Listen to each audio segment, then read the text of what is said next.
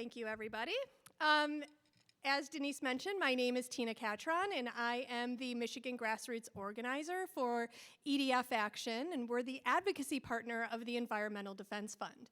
I am honored to be up here moderating this impressive panel of people, and I'm just really grateful that I was asked to do this, and thank you all for joining us today to talk about all the wonderful things that are happening in Oakland County. All right, so we're going to start with a quick round of introductions so that you can all get to know our panel a little bit. I'm going to let them introduce themselves, so we're going to start on this side of the panel and work our way down. So if you can all introduce yourself, the organization that you're representing with us here today, and also, as a little icebreaker, summer seems to be upon us.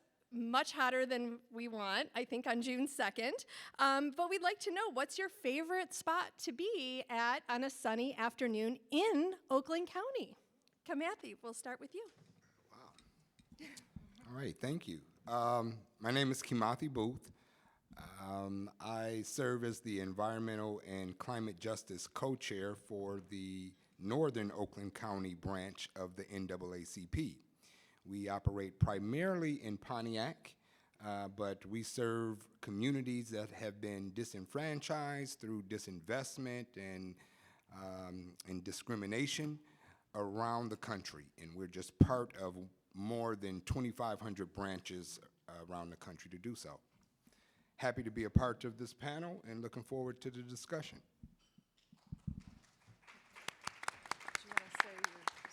Sunny place. And where's your favorite place in Oakland County? Wow. In Oakland County, you know, there's so many beautiful lakes in Oakland County. My mind reflects on several. So I would just say by the lake with my dog with a nice cold drink in the hand. Nice. Love that answer. Hi, my name is Analicia Hazelby. I am the Greater Detroit chapter leader for Citizens Climate Lobby. I also am involved in many other organizations, as well as Turn Oakland County Green, and I'm also on our Hazel Park City Sustainability Committee too. So, Citizens Climate Lobby, which I'm going to primarily focus on today, is a nonpartisan organization that focuses on four different policy agendas.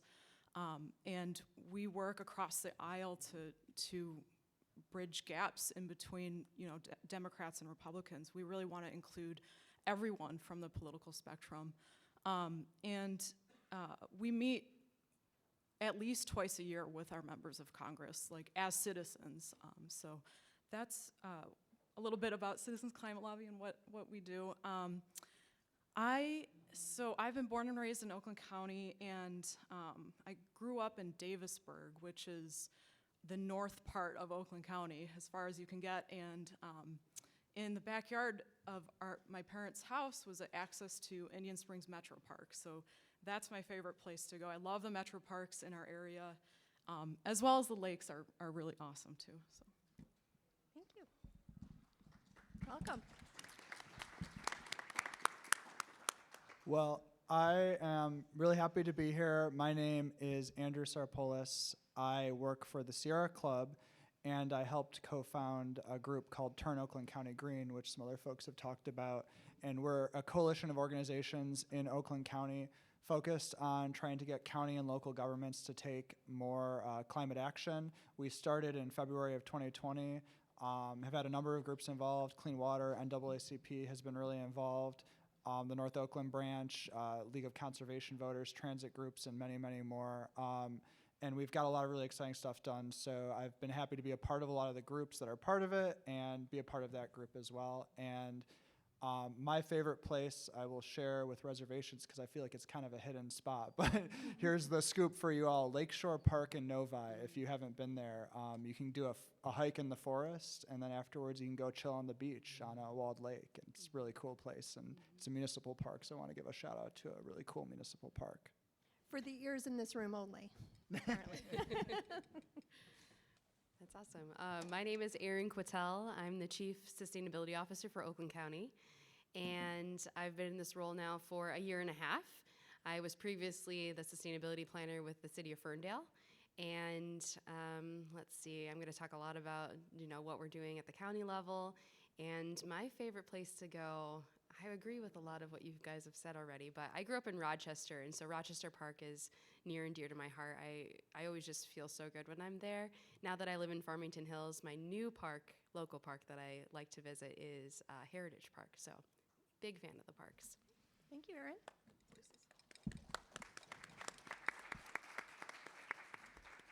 Good afternoon. I'm Woody Gontina. I was born and raised in Oakland County as well.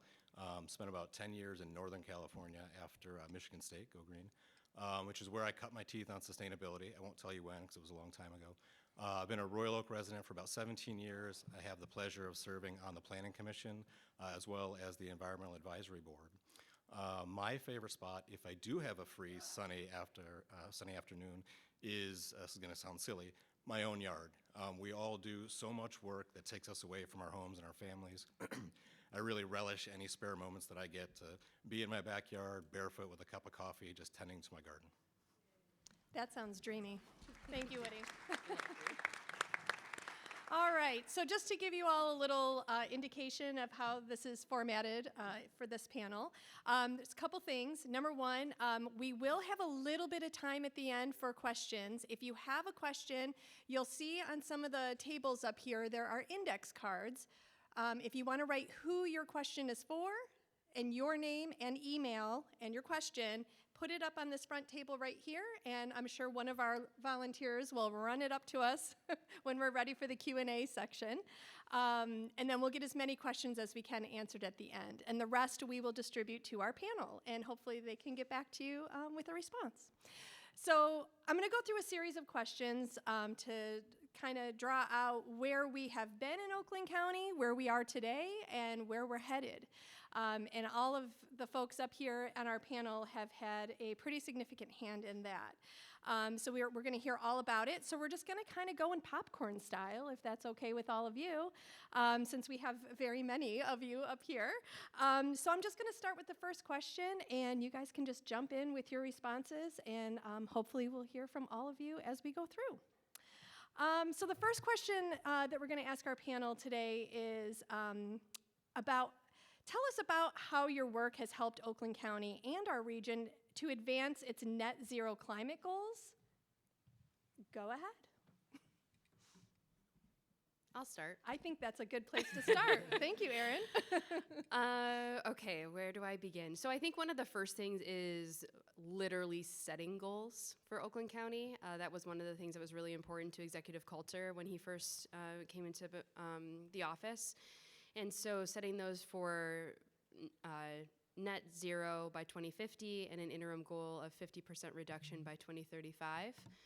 And I'm really proud that last year the Board of Commissioners approved that 75% of our electricity is going to be coming from solar for Oakland County facilities and operations. So everything that Oakland County owns and operates in 2026. And that gets us to, that does. That's really awesome.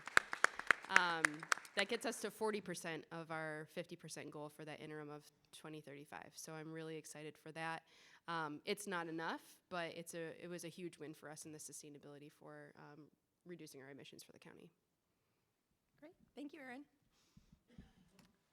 Yeah, and I just wanted to, so Turn Oakland County Green kind of comes to it from a different perspective. We're an advocacy organization, and when we were founded in February 2020, we were just coming off the, I guess you could call it, rule of L. Brooks Patterson. So, L. Brooks Patterson, as the county executive, had been in power for, pretty much my entire adult life, and the county had not really set a lot of goals. And part of, getting to the amazing victories we're seeing now with Oakland County was getting the right people in office, right? We had to organize, we had to build a movement, we had to be loud and stand up for what we wanted. So actually, one of the first things we did when we were formed was to create a county climate platform, of which we wanted a county sustainability office, we wanted a 2050 net zero goal, and we wanted an interim goal of 2035 for getting a 45% reduction, because those were the goals that the scientists were telling us we needed in the Intergovernmental Panel on Climate Change.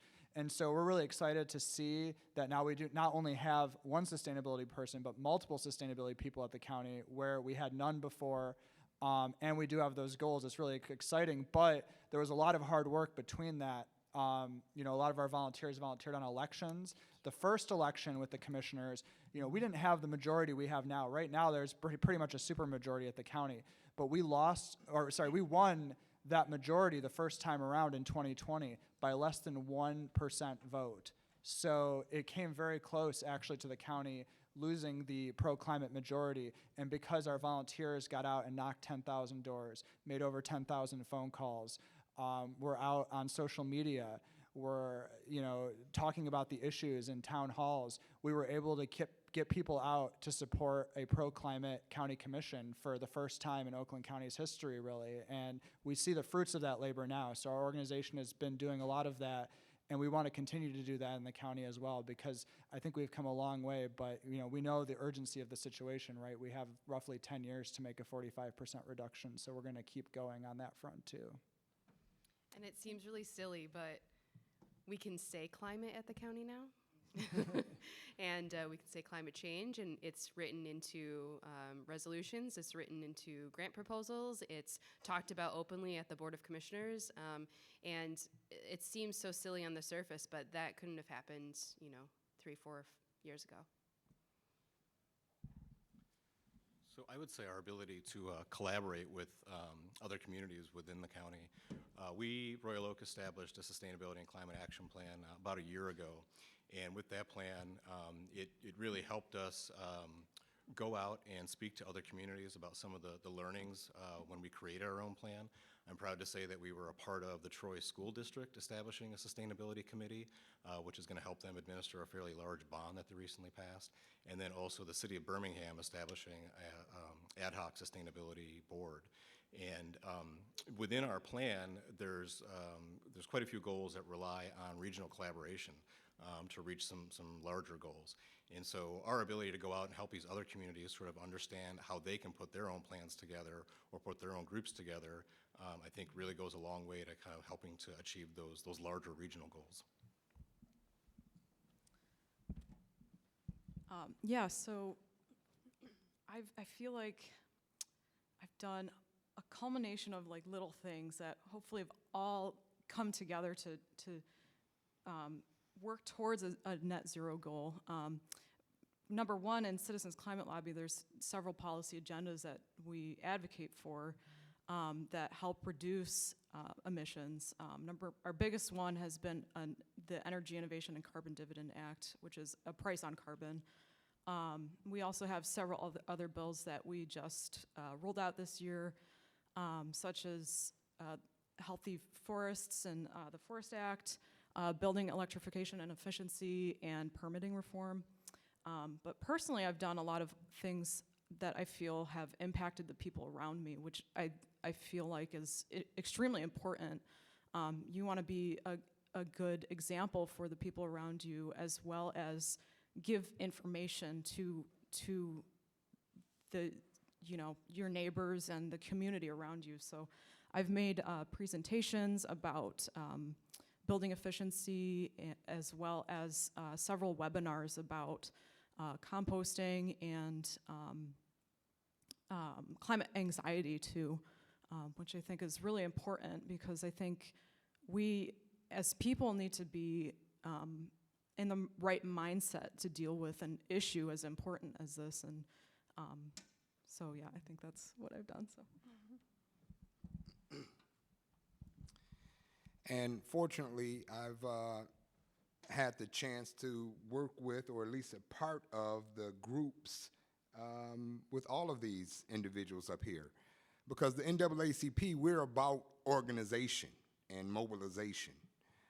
So with respect to our contribution, for us, I really look at it as a broad lens of making sure that the voice of those in the communities that haven't historically had the type of investment around infrastructure, around policies within the community that control or regulate where and how pollutants come in and enter and circulate through those communities, and maybe or maybe not leave those communities.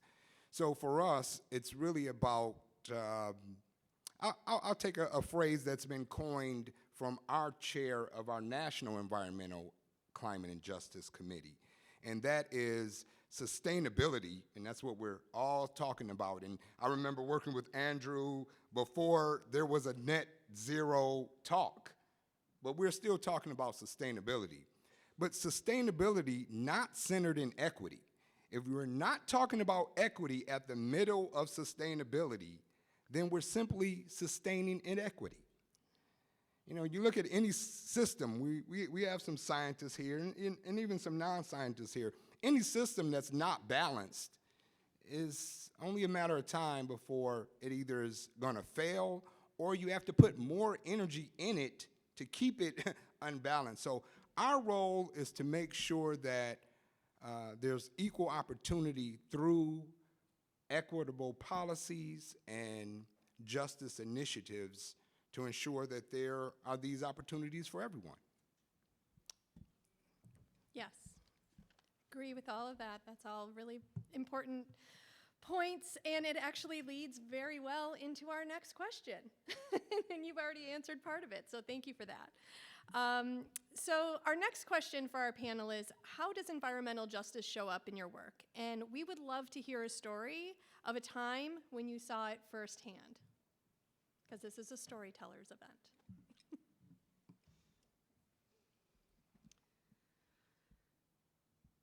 I can share a personal story because that's what comes up right now. And it's not so much as that I saw it working well. So I used to work for the Greening of Detroit pretty soon after I graduated from college, but not too, like somewhere in my between time. And I was very excited. I was planting trees. I was doing good. I thought that this was so awesome. Like, wow, what an opportunity. And I remember planting trees in neighborhoods with a lot of blight in the city of Detroit. And there was this one instance in particular, planting trees, getting lots of volunteers, you know, everyone feels good about it. And the residents, you know, said, I don't need this tree, why are you planting trees? You know, we need fresh water, we need roofs on our house, we need, you know, affordable housing, we need, you know, all these other things, all these other city services that here I was thinking, like, and naively, I was young as well and privileged, oh, I'm planting trees, I'm doing so much good, and then really getting to the root of it. And that honestly was a tipping point for me for why I wanted to go back and get my master's in environmental science and policy and be part of the change in how we can focus on making sure that we're equitable in our sustainability practices. So when I was thinking about this question, that's what always came to my mind. Thank you, Erin. So I don't necessarily have a story, but more of an example, and it's not really Oakland County or Royal Oak specific, but I was pleased to see in some recent community solar legislation that's being proposed that 30% of any installation is to be reserved for low-income families. And I think that's a great example of environmental justice from the standpoint of these are typically the families that could benefit the most from things like this, but typically have the least access to these types of things. So when I read that, who knows how the legislation will ultimately end up at the end of the day, I was at least pleased to see that this type of language is being introduced in bills as they come forward.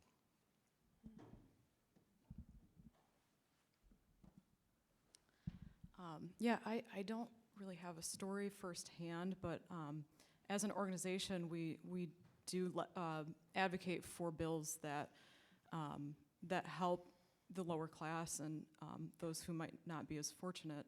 So our fee on carbon would, you know, it takes a fee from carbon at the source and then redistributes that to every citizen in America, and that, you know, really helps out the lower class the most. So we're always looking at policy that helps both the lower class and everybody, really. Recently, we've had discussions within our Michigan state leaders that we were looking at community solar, and we were trying to make sure that if a group of people were going to buy into community solar, well, is that going to increase the price for the others who might not be able to buy into community solar, and then they wouldn't be able to pay for their electricity maybe. But we did look into that and made sure that it was viable and okay. It just depends on how you price it and how that legislation goes through.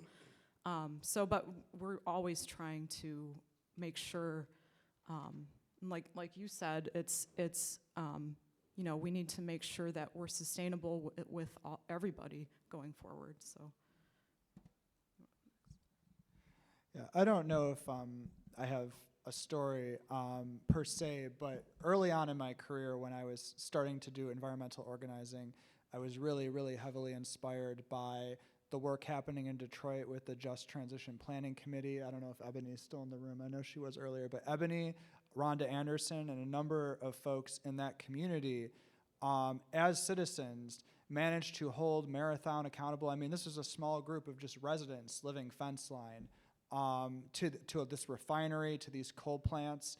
And those coal plants had some of the worst pollution controls in the state on them. These modern coal plants that they have in St. Clair County and Monroe County, they have better controls, but they were dumping literally thousands of tons of sulfur dioxide into poor Black communities, poor Latino communities, and nobody was holding them accountable except for this small group of residents. And they took them on, and today those coal plants are no more. That pollution in that area in terms of sulfur dioxide has reduced by over 80% thanks to the activism of citizens. So there's a lot of citizen power, and that's what really inspires me when I get up in the morning, is to know that we do have that when we get together. I do want to echo, though, a little bit of what Woody was saying and bring some of the lessons in from that story, is that the work is continuing, right? There are ways to do transition correctly, and there are ways to do transition very poorly. We know we need to get off fossil fuels, but there are jobs, there's infrastructure tied up in fossil fuels. We need to recognize that we've built our whole world around it. We have to change, and in change, there's opportunities both to do things right and to do things poorly. People in Detroit, by and large, people in the southern end of Pontiac, I mean, they're having anywhere between 7 and 30% of their income going to energy in some of these zip codes, right? So you're talking about electric cars for who? People can't even keep the lights on. You're talking about subsidizing people to replace their heaters.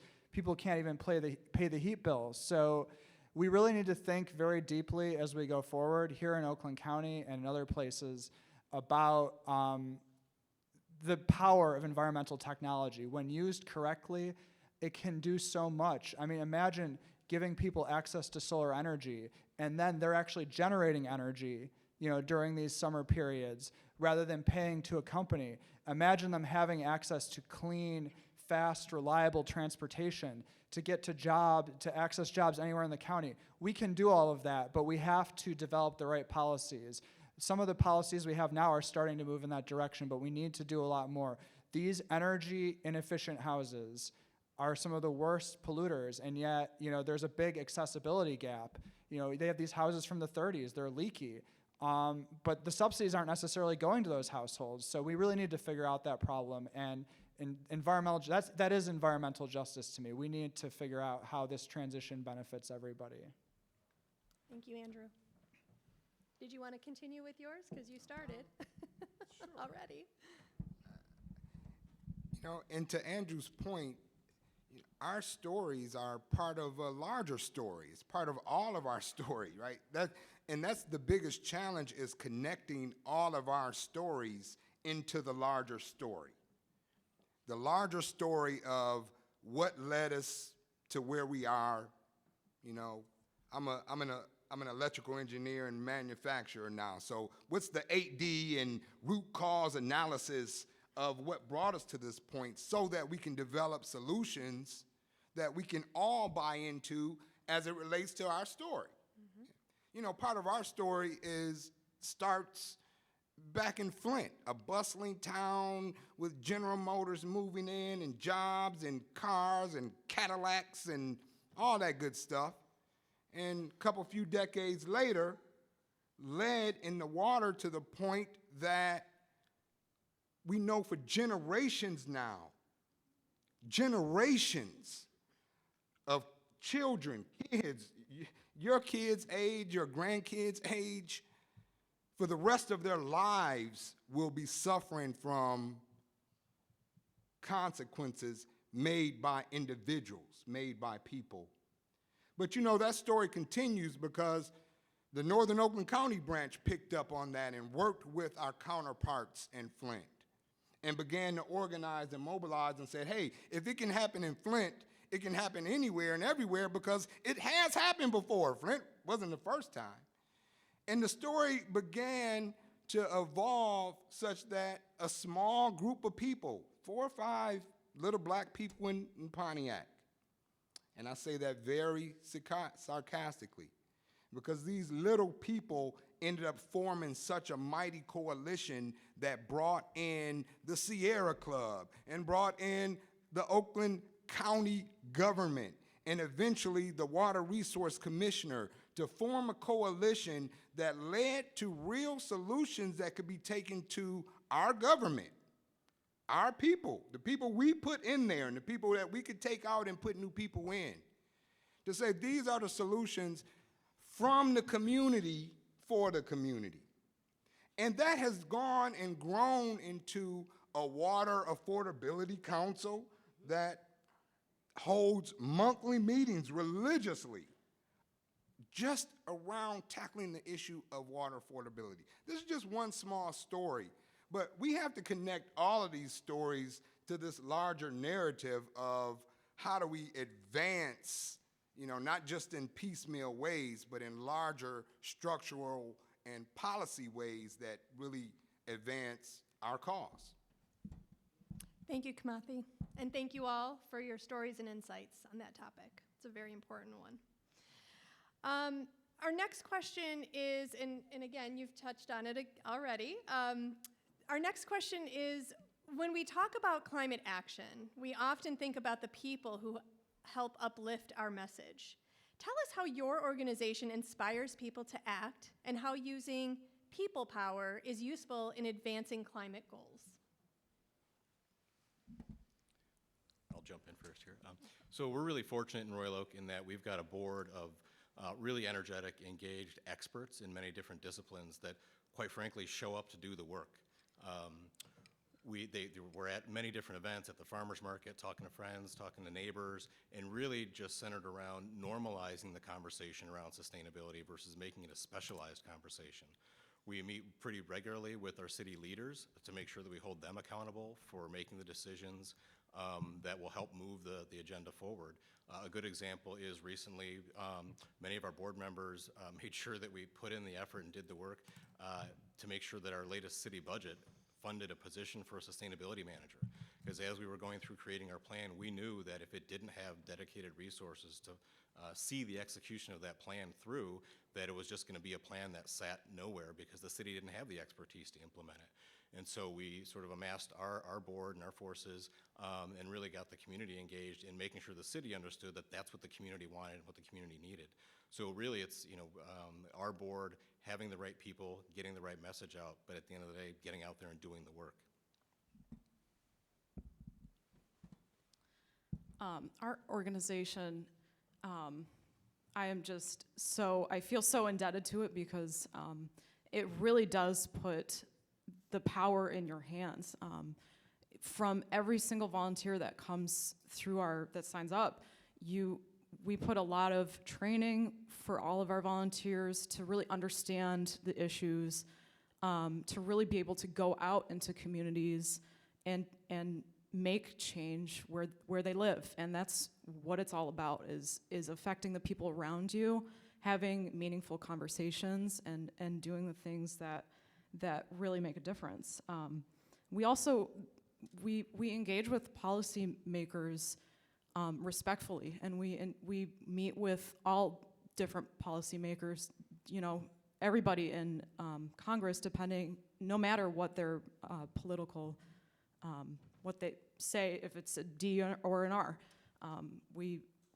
In our organization, we really empower people to do that. So I'm actually a photographer. Like, I really don't have like a professional, I guess, background in environmentalism. And I really just threw myself into this stuff. And this organization, I think, just really helps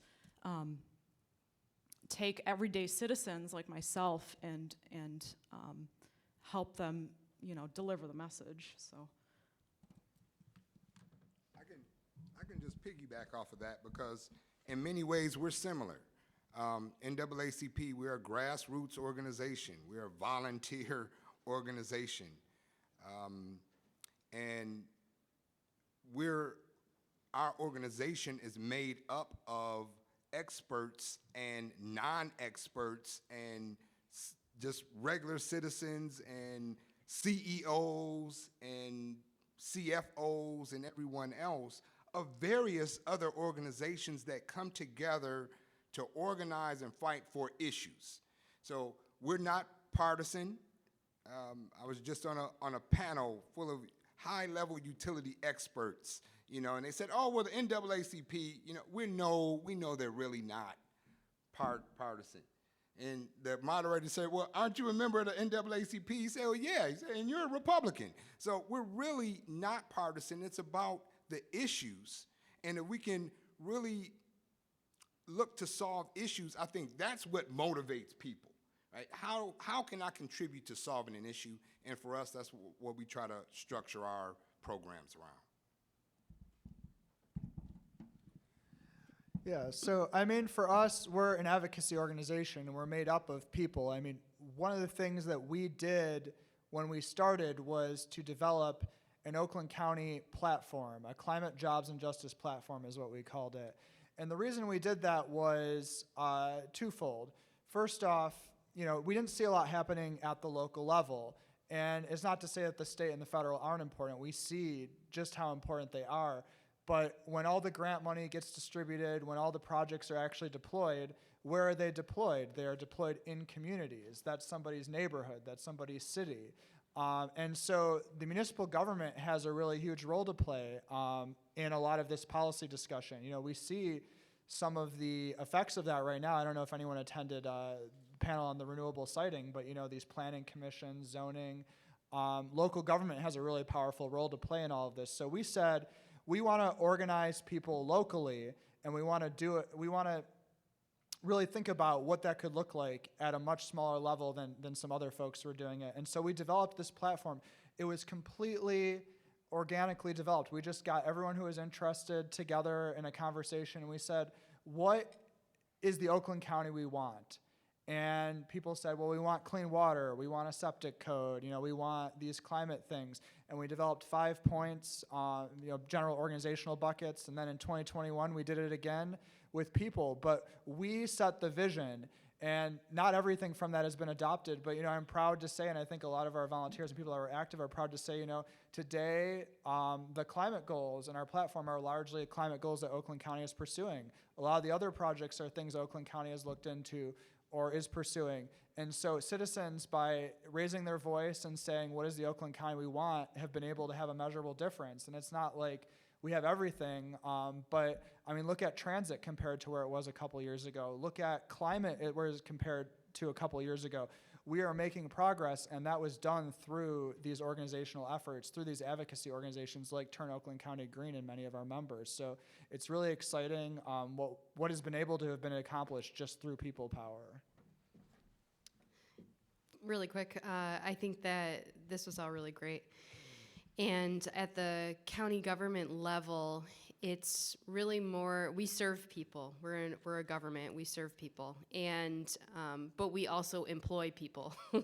And it's really important to, we like to say, operationalize sustainability, operationalize diversity, equity, and inclusion. And what that means is that everything that we do and all the services that we provide are now starting to integrate DEI and sustainability practices. And that takes more than just me and my small but mighty department to get through. And that means talking to the different departments. It means talking to the different elected officials. It means talking to, different levels of leadership within Oakland County. And like the sentiment that everyone said on this panel, it takes all of us. And yeah. All right. Thank you, Erin. And I'm going to echo off of what Woody's statement was, that we need to show up and do the work. We have a whole summit full of people who we've spoken to a lot today at our EDF Action booth downstairs, and people are looking for ways to make a difference in the climate crisis. If that is you, make sure you go and see all of the vendors that are here today. There's a lot of organizations that are here today that will put you to work. So show up and do the work. I'm going to use that a lot, Woody. I love that. Okay, great. Well, we want to leave a little bit of time for questions. So we're going to do our closing question next. If someone in a orange lanyard, yes, if you could bring those up here, that would be great. I was just going to call on somebody. Okay, great. I'll hang on to these, but in closing, in 1 minute or less, tell us what people can do to help move sustainability goals forward in their own community.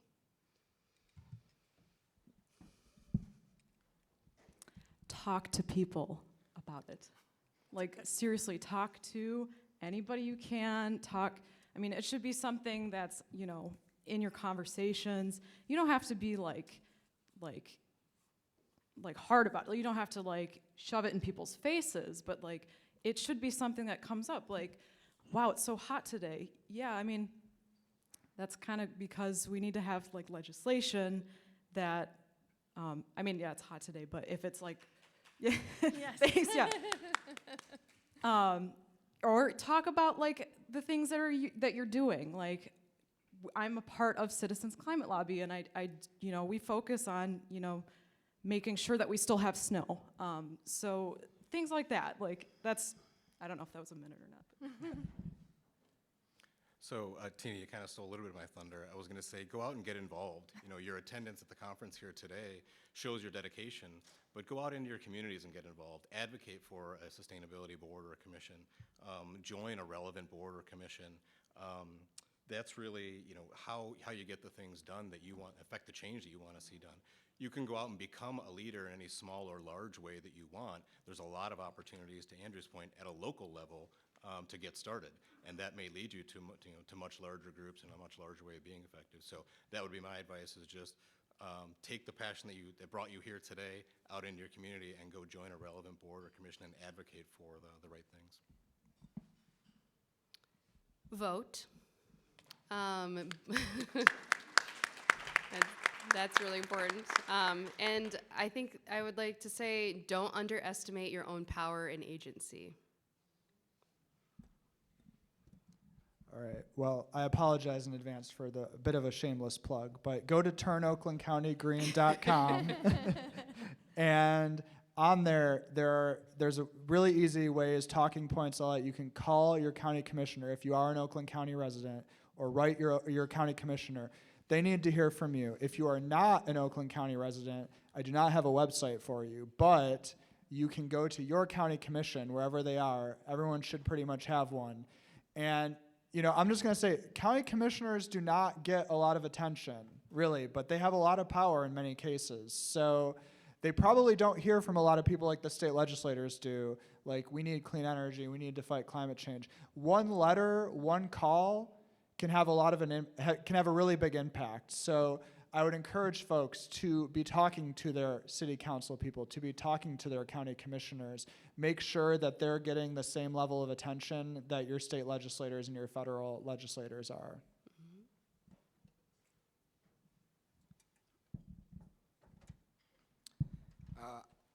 I'll echo what Woody said. Get involved. The Turn Oakland County Green, our climate action plan, none of that stuff just happened. It didn't just materialize. It wasn't something we downloaded from ChatGTP. It took people dedicated, working hard, not knowing what they're doing sometimes, but really relying on each other and working with each other to get it done. So get involved with an organization. It doesn't have to be our organization. I think everyone would agree. It doesn't have to be our individual organization, but get involved somewhere. And lastly, local doesn't mean individual. Thank you all for that. all really good advice. Yeah, and I echo all of that as a grassroots organizer myself. Okay, so we're going to get to a couple of questions here, and then we have about 4 minutes before we wrap up. So the first question that came, I'm sorry, there's no name on it, so I can't say who it came from, but any one of you on the panel can answer this. The question is, how can we support our state legislators in passing the new set of climate bills?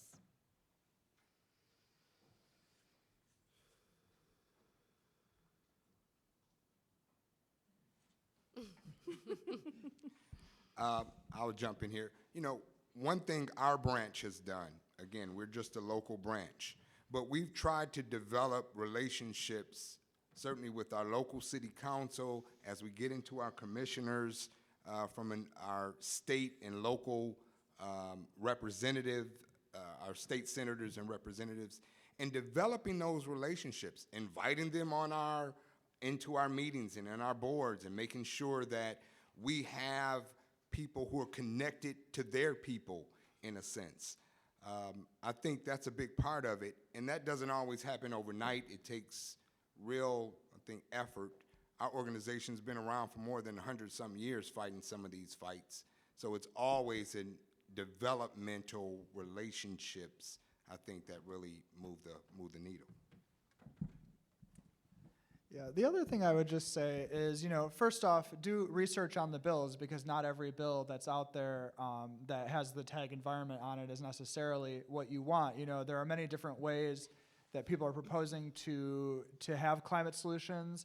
Some of them have consequences that, you know, may be different than what is intended. So make sure that you do your research on the bills, and then go to your legislator, and make sure that they understand, because I'm going to tell you what, a lot of times these legislators are not necessarily up on the issues. You know, they hear a little bit about it, but I've been in the offices, and the level of education is not always super high. So you can actually be an influential force on your legislator by going to them and talking about what bills you feel are good, what bills you feel are bad, and why. I'm going to say it again. Talk about it. Talk to people around you about it. If it's something that you support, then you need to talk to your friends and family about it and get them to get in contact with their representatives. You know, most likely you don't live in the same area as some of your friends and family, and they can also go call in. Like if they live on the other side of the state or something, they can also call to support Michigan or state legislation. I'll kind of echo that as well. To Andrew's point, local leaders and county commissioners don't necessarily get talked about a lot, but they carry a lot of sway. And if they are aware of the fact that their community is in support of certain legislation, then their ability to communicate that to the state legislators goes a long way. So to Annalisa's point, talk about it. Talk to your friends about it, research it, and make sure that you know, the world knows that you support it. Okay. Excellent. Thank you, panel. Panel members, excuse me. So we do have a few other questions here that I am actually going to distribute to all of you after this panel, so I promise our Zoom questions will get answered, hopefully by at least 1 or 2 of our members of the panel today, and the rest who were submitted. But unfortunately, we are out of time. So, and we're trying to get Denise back on track. So, as I had mentioned before, we have over 25 vendors here today. Please go talk to them, see what they do, pick one thing to get involved with today, and I think that we'll all go away from this summit better. So, thank you all so much, and we'll see you at the next presentation.